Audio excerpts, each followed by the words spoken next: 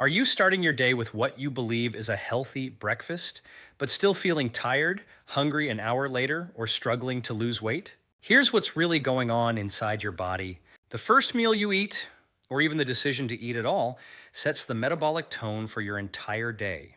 It influences your blood sugar, your insulin levels, your hunger hormones, your energy, your fat burning ability, and even how your brain performs. And yet most people are making this decision on autopilot. Oatmeal is considered heart healthy.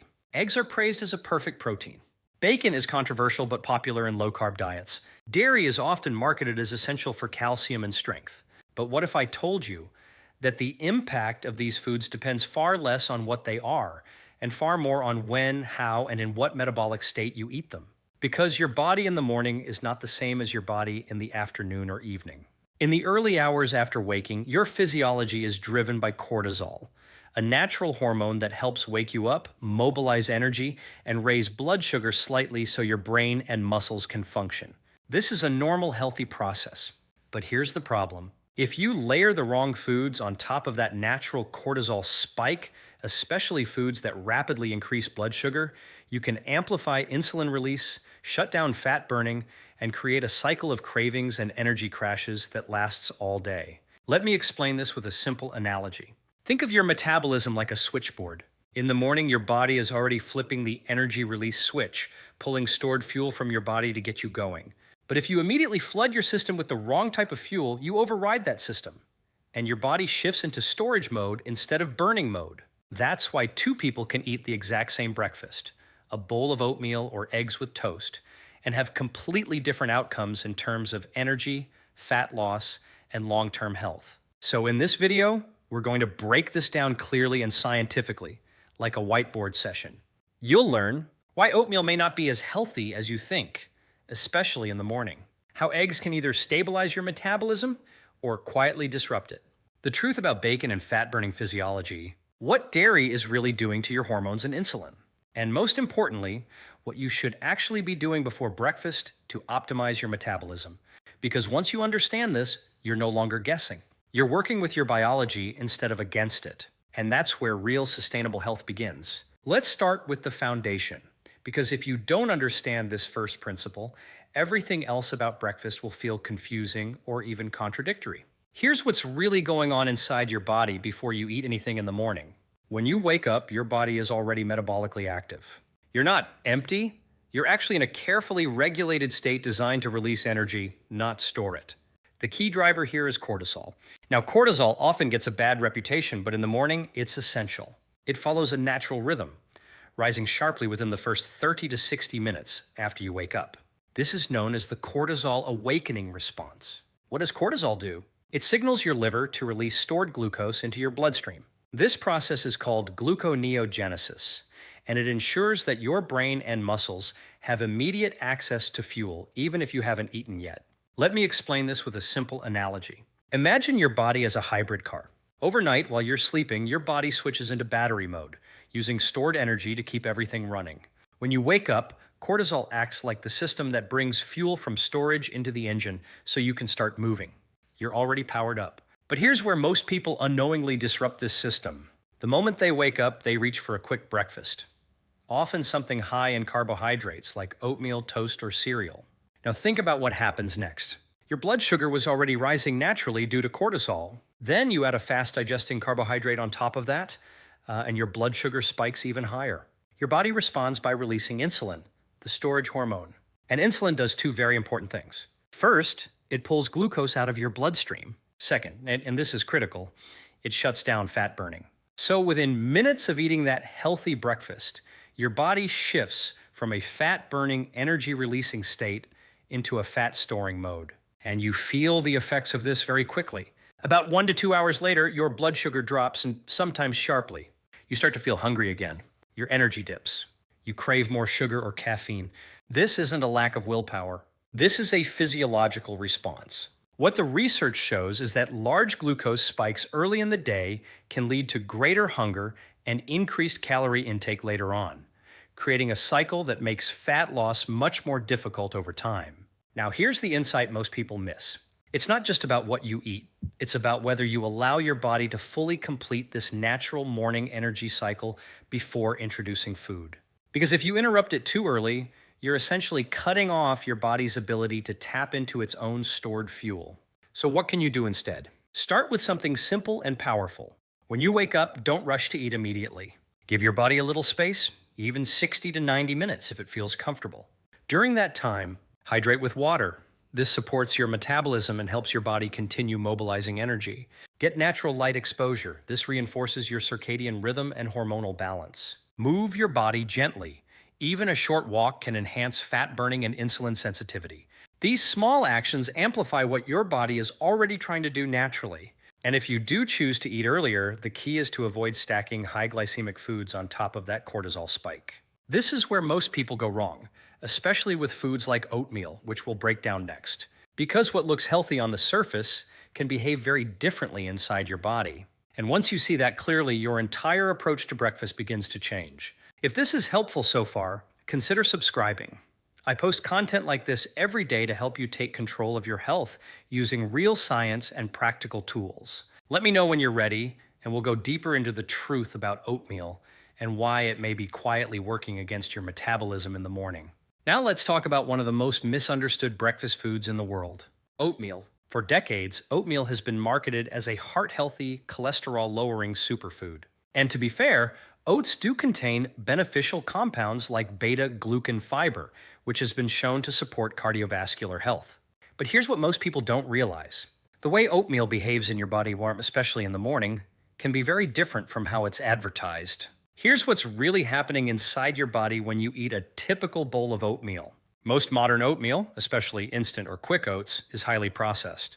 The grains are rolled, steamed, and flattened, which dramatically increases their surface area. Why does that matter?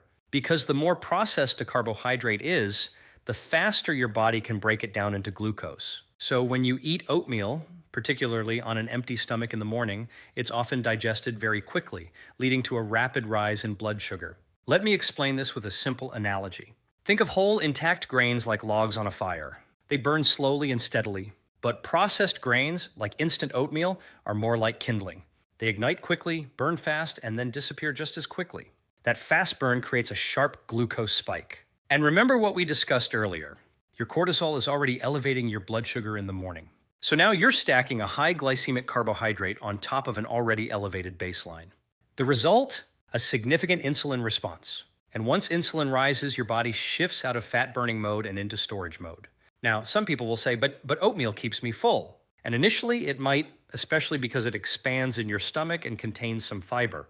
But what the research shows is that meals high in rapidly digestible carbohydrates can lead to a rebound drop in blood sugar a few hours later, increasing hunger and cravings. This is why so many people who eat oatmeal at 8 a.m. find themselves hungry again by 10 or 11, reaching for snacks, coffee, or sugar to stabilize their energy. It becomes a cycle. And over time, that cycle can contribute to insulin resistance, weight gain, and energy instability. Now, this doesn't mean oatmeal is inherently bad. Context matters. If you're highly active, metabolically flexible, or eating oatmeal later in the day, especially after exercise, your body may handle it very differently. But for many people trying to lose weight, stabilize blood sugar, or improve metabolic health, oatmeal in the morning may not be the best choice. So what can you do if you enjoy oatmeal? You don't necessarily have to eliminate it, but you do need to change how you use it. Here are a few simple science-backed strategies. First, choose less processed forms like steel-cut oats.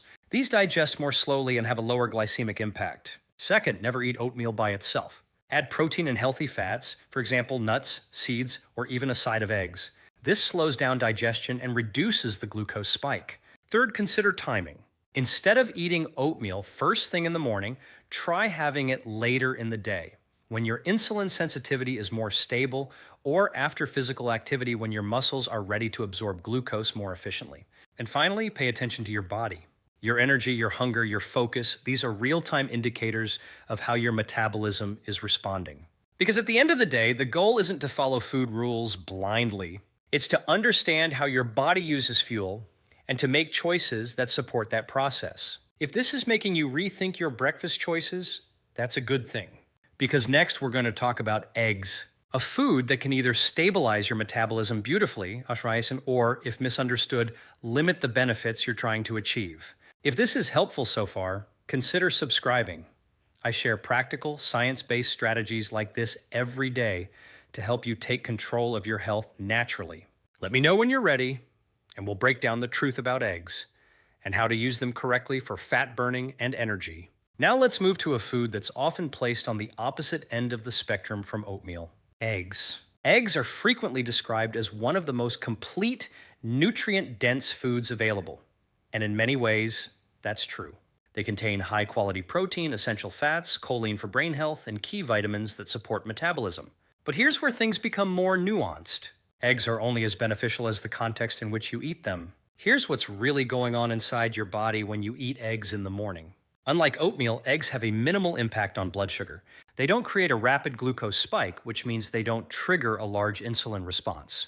That's a good thing, because lower insulin levels allow your body to stay in a fat-burning state, or at least not shut it down prematurely. Let me explain this with a simple analogy. Think of insulin as a gatekeeper. When insulin is high, the gate to fat burning is closed. When insulin is low, that gate opens, allowing your body to access stored energy. Eggs help keep that gate more open. This is why high-protein breakfasts, particularly those centered around eggs, have been shown in research to improve satiety, reduce hunger hormones like ghrelin, and decrease overall calorie intake later in the day. In other words, they help regulate your appetite naturally. But here's where many people unknowingly cancel out these benefits. They combine eggs with high glycemic or highly processed foods. Toast, white bread, hash browns, sugary sauces, these are the common companions to eggs. And the moment you add those in, you reintroduce the same glucose insulin spike we talked about earlier. So even though the eggs themselves are metabolically supportive, the meal as a whole is not. Now there's another layer to this that most people don't consider: timing. Remember, your body in the early morning is already under the influence of cortisol. It's already mobilizing energy.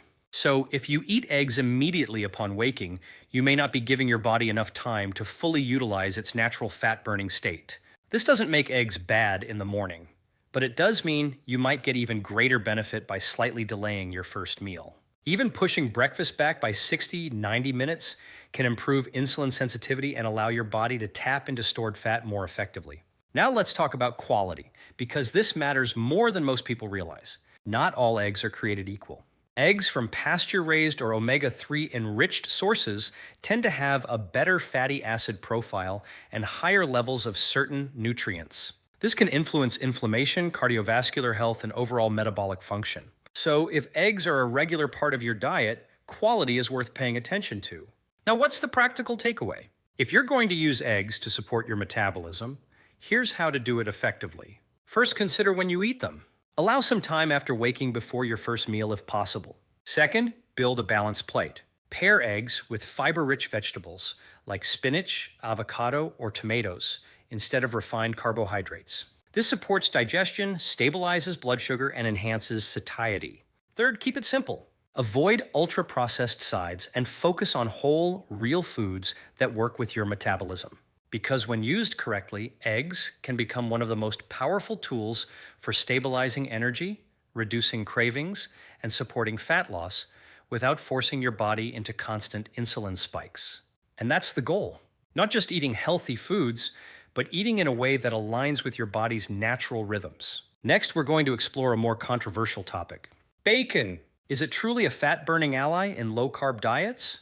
Or could it be quietly working against your long-term health? Let me know when you're ready, and we'll break it down clearly and scientifically. Now let's talk about one of the most debated breakfast foods: bacon. Depending on who you ask, bacon is either a fat-burning hero or a cardiovascular disaster waiting to happen. So what's the truth? Here's what's really going on inside your body. Bacon is primarily made up of fat, with a small amount of protein and virtually no carbohydrates. From a purely metabolic standpoint, this means it has very little direct impact on blood sugar. So unlike oatmeal or toast, bacon doesn't spike glucose or insulin significantly. And in low-carbohydrate or ketogenic approaches, this is exactly why bacon is often included. It helps keep insulin low, which allows your body to remain in a fat-burning state.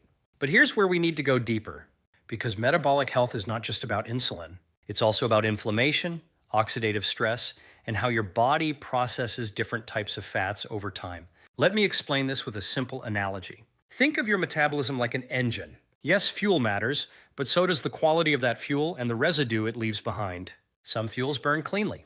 Others create buildup, friction, and long-term wear. Now, bacon, and especially the kind most people consume, is a highly processed meat. It's often cured with sodium, nitrates, or nitrites, and can contain compounds that form during high heat cooking, like advanced glycation end products, AGEs. These compounds have been associated in research with increased oxidative stress and inflammation when consumed in excess. And over time, chronic inflammation can interfere with insulin signaling, damage blood vessels, and contribute to metabolic dysfunction, even if your blood sugar looks stable in the short term. So this creates an important distinction. A food can be low insulin triggering, but still not be metabolically supportive long term. Now, does that mean you should never eat bacon? Not necessarily. Again, context matters. If you're metabolically healthy, physically active, and your overall diet is rich in whole, anti-inflammatory foods, occasional bacon may not be a problem. But if you're relying on bacon daily as a primary fat source, especially alongside other processed foods, that's where issues can begin to accumulate. So what's the smarter approach? First, focus on quality. If you choose to eat bacon, look for options that are minimally processed, free from added nitrates or nitrites, and sourced from higher quality producers. Second, think of bacon as a complement, not a foundation. Use it occasionally for flavor, not as your main source of nutrition. Third, balance it with foods that actively support your metabolism. Fiber-rich vegetables, antioxidant-containing foods, healthy fats like olive oil or nuts, these help counterbalance oxidative stress and support long-term health. And finally, pay attention to how your body responds. Energy levels, digestion, inflammation markers, even how you feel after meals, these are signals. Because the goal isn't just to keep insulin low, it's to create an internal environment where your body can function efficiently, recover properly, and maintain long-term resilience. That's real metabolic health. And this brings us to another food that often flies under the radar in breakfast conversations: dairy. Because while it's often considered wholesome and essential, it has some very unique effects on insulin and hormones that most people never consider. If this is helping you see your food choices more clearly, consider subscribing. I share science-based strategies like this every day to help you optimize your health naturally. Let me know when you're ready, and we'll break down the truth about dairy and how it may be influencing your metabolism more than you think. Now let's turn to a category of foods that many people consume every single morning, often without a second thought. Dairy, milk in your coffee, yogurt in a bowl, cheese alongside eggs. It feels natural, it feels traditional, and it's often marketed as essential for strong bones and overall health. But here's what's really going on inside your body when you consume dairy, especially in the morning. Dairy has a unique effect on your metabolism that surprises a lot of people. Even though many dairy products are relatively low in sugar, especially things like cheese or unsweetened yogurt, they can still trigger a significant insulin response, in some cases comparable to certain carbohydrates. Why does this happen? It comes down to specific proteins found in dairy, primarily whey and casein. These proteins are highly insulinogenic, meaning they stimulate the release of insulin even without a large rise in blood glucose. Let me explain this with a simple analogy. Think of insulin like a key. Most foods raise insulin by first increasing blood sugar. That's like knocking on the door before using the key. But dairy proteins can go straight to the lock and turn the key, even if blood sugar hasn't risen much. So your body still shifts towards storage mode. Now remember what we discussed earlier. In the morning, your body is already influenced by cortisol, already managing blood sugar, already in a delicate hormonal balance. So when you introduce dairy early in the day, especially on an empty stomach or combined with other insulin-stimulating foods, you may be amplifying that insulin response more than you realize. And for some people, this can have downstream effects. What the research shows is that dairy can influence levels of insulin-like growth factor 1, or IGF-1, a hormone involved in growth and cellular proliferation. Now, IGF-1 isn't inherently bad. It plays important roles in the body, but chronically elevated levels, especially when paired with high insulin, may contribute to issues like acne, inflammation, and in some cases, challenges with fat loss. This is why some people notice clearer skin, improved digestion, or easier weight management when they reduce or modify their dairy intake. But again, context matters. Not everyone reacts to dairy the same way. Some individuals tolerate fermented dairy, like yogurt or kefir, much better than milk due to the presence of beneficial bacteria and lower lactose content. Others may do well with small amounts, especially when combined with fiber, protein, and healthy fats that slow absorption. So the goal here is not to eliminate dairy blindly, it's to use it intelligently. Here's how you can approach it in a metabolically supportive way. First, be mindful of timing. Instead of consuming dairy first thing in the morning, consider having it later in the day, when your body is less sensitive to that early cortisol-insulin interaction. Second, choose your forms carefully. Opt for unsweetened, fermented options when possible, and avoid products with added sugars or artificial ingredients. Third, watch combinations. Dairy combined with refined carbohydrates, like sugary cereal with milk or sweetened yogurt, can create a compounded insulin response that works against your metabolic goals. And finally, observe your own body. Energy levels, skin, digestion, hunger patterns, these are all feedback signals.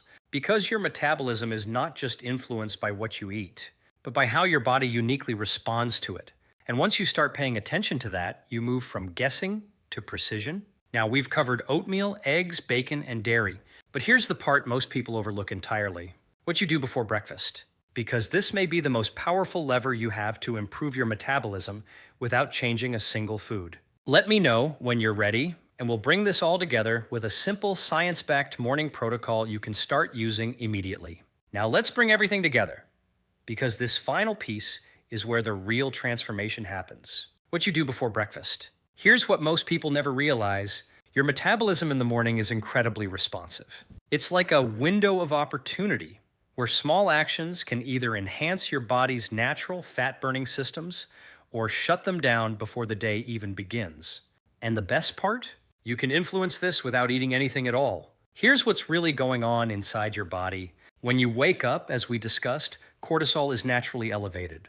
Your body's already releasing stored energy, your insulin is relatively low, and your system is primed for fat utilization. This is what we call a state of metabolic flexibility, the ability to switch between burning stored fat and incoming fuel efficiently. But this state is fragile. The moment you introduce the wrong input, especially a high glycemic meal, you interrupt that process. So instead of asking, "What should I eat for breakfast?" a better question is, how can I extend and amplify this natural fat-burning state before I eat? Let me walk you through a simple, science-based morning protocol you can start using immediately. First, hydration. After 6 to 8 hours of sleep, your body is naturally dehydrated. Even mild dehydration can increase cortisol further and impair metabolic efficiency. Start your morning with a large glass of water. You can add a pinch of mineral salt or a squeeze of lemon if you like.